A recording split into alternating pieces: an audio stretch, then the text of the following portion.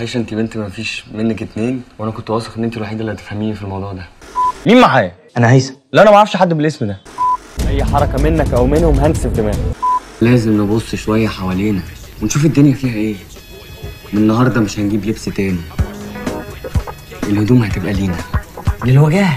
ست الكل، انا ماليش في جو المستشفيات ده خالص. يعني انا اجي من السفر علشان اقعد معاه في المستشفى وانت موجود؟ يو طيب ماشي، طيب وروح. حاضر خلاص طيب. دي سياسه يا صفا، سياسه. ده الجيل اللي هيشيل مسؤوليه اسرائيل بعد كده.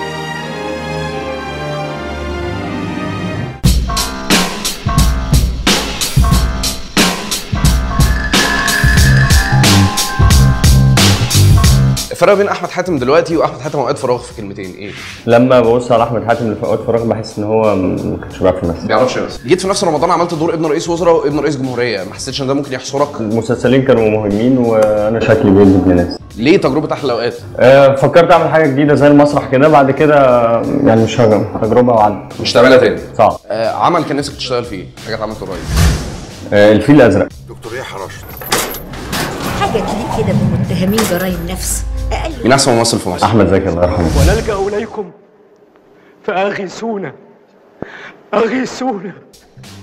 مين اسوأ ممثل في مصر؟ معرفش. طيب مرتبط؟ قريب. ايه موضوع الدقن اللي طلعت قريب دي؟ انا خفاها من الجنب اهو وعمال الحته دي ان شاء الله قريب. هي هتفضل دي بس؟ لا عشان طيب